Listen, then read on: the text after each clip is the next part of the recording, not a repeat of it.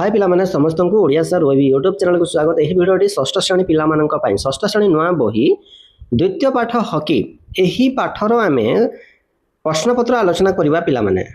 भल लागिले लाइक कर दबो, केमते लागला कमेंट जणाइबो, चैनल को नुआ आस्ते सब्सक्राइब कर दबो। ओडिया सर ओबी व्हाट्सएप चैनल अछि जो माने फॉलो करिनो मो डिस्क्रिप्शन रे लिंक शेयर कर देछि पिलामाने, तुम फॉलो कर दबो। चलो आमे आरंभ करबा। देखो पिलामाने ए हला पाठ हॉकी कौन प्रश्नपत्र अच्छी आम देखा। ये देख पाठ अंतर्गत मो बुझे विभाग अच्छी क नंबर निम्न में दिया प्रश्न गुड़िकर ठीक उत्तर पाखे आम तारा चिन्ह देवा।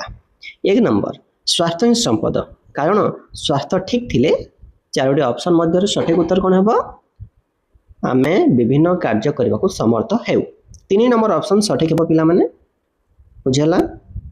3 नंबर ऑप्शन है सठिक उत्तर। 2 नंबर जीवा लोक माने मेजर ध्यानचंद को हॉकीर जादूगर बोली आख्या देथिले, कारण कौन?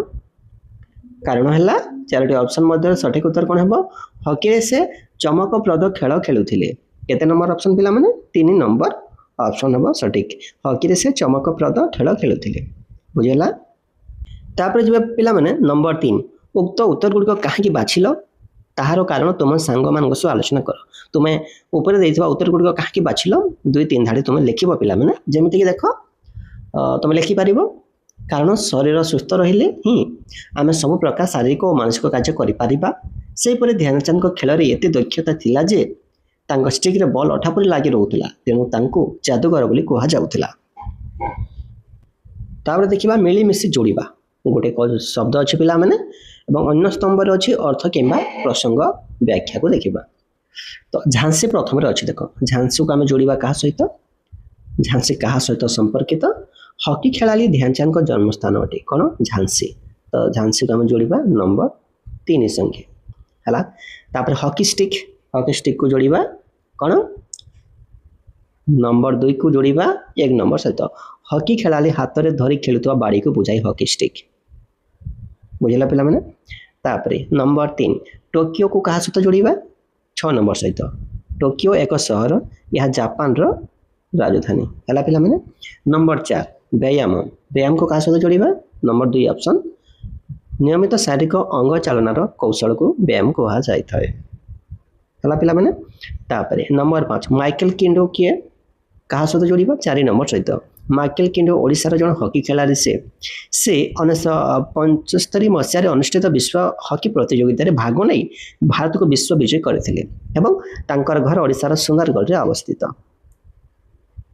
तापरे 6 नंबर देख ओलंपिक को 5 नंबर सहित जोड़िबा। ओलंपिक एक अंतर्जातीय खेल अनुष्ठान, यह प्रति 4 वर्ष रे थरे खेला जायथाय हला पिला माने। तापर देख वाक्य संपर्कित आलोचना गुड़िक अच्छी। उक्त विषय मनोनीत किसी वाक्य निम्न में दि जाइए, यह ध्यान सह पढ़ एवं यह उपर चिंता कर। तुम यार अर्थ कौन बुझिल दल रे आलोचना कर लेख। कौन तुम यही धाड़ी बुझिल, जमती तुम कौन यही धाड़ी बुझिल कर अच्छी देख स्वास्थ्य आमर अमूल्य संपद। उत्तर कौन है कौन बुझिल तुम? जेते धन संपत्ति थिले मते जदि शरीर सुस्थ नहीं तेबे सबु वृथा। सुस्थ शरीर ही मनुष्यर प्रकृत और मूल्यवान संपत्ति अटे, तेणु स्वास्थ्य आमर अमूल्य संपद अटे। ख नंबर देख दर्शक वृंद तांको एक स्वर रे हॉकी खेलर जादूगर बोली आख्या देइथिले, काहाकू? मेजर ध्यानचंद। उत्तर आम लिखिबा मेजर ध्यानचंद हॉकी खेलिबार शैली एते आश्चर्यजनक थिला जे ताहा देखिबाकू एक जादू खेल परि लागुथला, तेणु लोके आनंदरे तांको एही उपाधि देइथिले हला पिला माने। तापरे बुझी विचारी लेख। प्रसंगटी को आउ थरे पढ़ एवं निम्न में दिया प्रश्न गुड़ी को बुझी उत्तर लेख। क नंबर देख क्रीड़ा द्वारा आमर कि उपकार हुए, लाभ कौन हुए पिला माने खेलिबा द्वारा। उत्तर लिखिब कौन? क्रीड़ा द्वारा आम शरीर कर्मठ और बलिष्ठ हुए, झाड़ आकार रे देहर दूषित अंश बाहरी जाए एवं शरीर भीतर को प्रचुर अम्लजान जाए मांसपेशी को दृढ़ करिथाए। ख नंबर झांसी वीर किए, हॉकी खेल प्रति तांकर अवदान संपर्क में लेख। उत्तर है झांसी वीर होउछंती हॉकीर जादूगर मेजर ध्यानचंद। से भारतीय दलर नेतृत्व नहीं 1936 बर्लिन ओलंपिक्स रे ଚମକପ୍ରଦ ଖେଳ ପ୍ରଦର୍ଶନ କରିଥିଲେ। ତାଙ୍କରି ଉଦ୍ୟମ ଓ କୌଶଳ ଫଳରେ ହକି ଭାରତର ଜାତୀୟ ଖେଳରେ ପରିଣତ ହୋଇ ବିଶ୍ୱରେ ଗୌରବ ଲାଭ କରିପାରିଛି। ତାପରେ ଦେଖ ପିଲାମାନେ ଯୋଡ଼ି ଶବ୍ଦ କରେ ଅଛି ତ ଯୁଗ୍ମ ଶବ୍ଦ ଏଠି ଦିଆଯାଇଛି। ଖେଳି ଖେଳି ଯେମିତି ଗୋଟେ ଯୋଡ଼ି ଶବ୍ଦ ବା ଯୁଗ୍ମ ଶବ୍ଦ, ଏହିପରି ଆଉ 5ଟି ଯୁଗ୍ମ ଶବ୍ଦ ଆମେ ଲେଖିବା।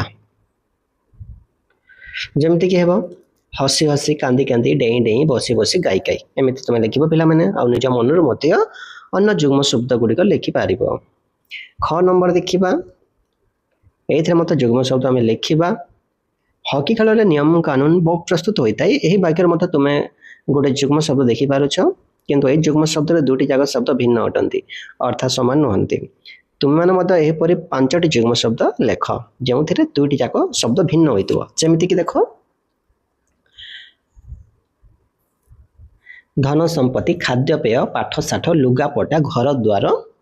ଏହିପରି ଆଉ ତୁମେ ନିଜ ମନରୁ ତୁମେ ଲେଖିପାରିବ ପିଲାମାନେ। ଗ ନମ୍ବର ଦେଖିବା ଟେବୁଲ ଟେନିସ୍, ପୁଚି ପ୍ରଭୃତି ଖେଳ ଉଭୟ ଘର ଭିତରେ ବାହାରେ ଖେଳା ଯାଇଥାଏ। ଏହି ବାକ୍ୟଟିରେ ଯେଉଁ ଶବ୍ଦ ଦୁଇଟି ତଳେ ଗାର ଦିଆଯାଇଛି ତାକୁ ଧ୍ୟାନର ସହ ପଢ଼। ଆମେ ଏହି ଶବ୍ଦକୁ ମଧ୍ୟ ଏହିପରି ଲେଖିପାରିବା ଯେପରି ଭିତରେ ବାହାରେ। ଏହା ଏକ ଯୋଡ଼ି ବା ଯୁଗ୍ମ ଶବ୍ଦ। ଠିକ୍ ସେମିତି ବିପରୀତ ଅର୍ଥ ବୁଝାଉଥିବା ଯୁଗ୍ମ ଶବ୍ଦ ଗୁଡ଼ିକ ଆମେ ଲେଖିବା। ଯେମିତିକି ଦେଖ ଭଲ ମନ୍ଦ, ଗୁରୁ ଶିଷ୍ୟ, ରାଜା ପ୍ରଜା, ଆୟ ବ୍ୟୟ, ଆକାଶ ପାତାଳ, ଜନ୍ମ ମୃତ୍ୟୁ। ଏହିପରି ତୁମେ ଲେଖିବ ପିଲାମାନେ। ତଳେ ତ ସେମିତି ଦିଆଯାଇଛି। ତାପରେ ଦେଖ କଥା ଉପରେ ଗୁରୁତ୍ୱ ଗୋଟେ ପ୍ରଶ୍ନ ଅଛି। ଧ୍ୟାନଚାନ୍ଦ ହିଁ ଆମ କ୍ରୀଡ଼ା ଜଗତର ଏକ ଅମଳିନ ପ୍ରତିଭା। ଧ୍ୟାନଚାନ୍ଦ ଆମ କ୍ରୀଡ଼ା ଜଗତର ଏକ ଅମଳିନ ପ୍ରତିଭା। ଏହି ଦୁଇଟି ବାକ୍ୟରେ କ'ଣ ପାର୍ଥକ୍ୟ ରହିଛି ଏଥିପ୍ରତି ଧ୍ୟାନ ଦିଅ ଓ କୁହ। ଠିକ୍ ଭାବରେ ଚିହ୍ନଟ କର। ଦ୍ୱିତୀୟ ବାକ୍ୟରେ ଗୋଟିଏ ଶବ୍ଦ କମ୍ ଅଛି। ଏହି ଶବ୍ଦ ନଥିବାରୁ ବାକ୍ୟ ଅର୍ଥରେ ସାମାନ୍ୟ ପାର୍ଥକ୍ୟ ଆସୁଅଛି। ଯେମିତିକି ଦେଖ ଗୋଟିଏ ଅକ୍ଷର କମ୍ ଅଛି ଦ୍ୱିତୀୟ ବାକ୍ୟରେ। ଯେମିତି କେଉଁ ଅକ୍ଷର? ହିଁ ଅକ୍ଷର। ଏଠି ଦେଖିପାରୁଛ ପିଲାମାନେ, ହିଁ ଅକ୍ଷରଟା କମ୍ ଅଛି, ତଦ୍ୱାରା ଅର୍ଥ ମଧ୍ୟ ଭିନ୍ନ ଆସୁଛି, ସାମାନ୍ୟ ପାର୍ଥକ୍ୟ ରହୁଛି। ଆମେ ନିଜର କଥା ଉପରେ ଗୁରୁତ୍ୱ ଦେବା ପାଇଁ ବିଶେଷ ଶବ୍ଦ ପ୍ରୟୋଗ କରୁ, ଯେପରି ହିଁ, ମଧ୍ୟ, ତେବେ, ବୋଲି ଇତ୍ୟାଦି।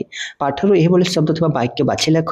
ଧ୍ୟାନ ଦିଅ, ଯଦି ବାକ୍ୟରେ ଏହି ଶବ୍ଦ ଗୁଡ଼ିକ ନଥାନ୍ତା ତେବେ ଏହାର ଅର୍ଥ ଉପରେ ଏହି ଶବ୍ଦ ଗୁଡ଼ିକର କ'ଣ ପ୍ରଭାବ ପଡ଼ିଥାନ୍ତା, ଏଗୁଡ଼ିକ ତୁମେ ଲେଖିବ। ଯେମିତିକି ଦେଖ 1 ନମ୍ବର ପ୍ରଥମରେ ଲେଖିବ ଖେଳ ଖାଲି ଆମକୁ ଆନନ୍ଦ ଦିଏନି, ଆମ ଶରୀର ଗଠନରେ ମଧ୍ୟ ସାହାଯ୍ୟ କରେ। ଏଠି ଆମେ ମଧ୍ୟ ଶବ୍ଦ ବ୍ୟବହାର କରିଛେ।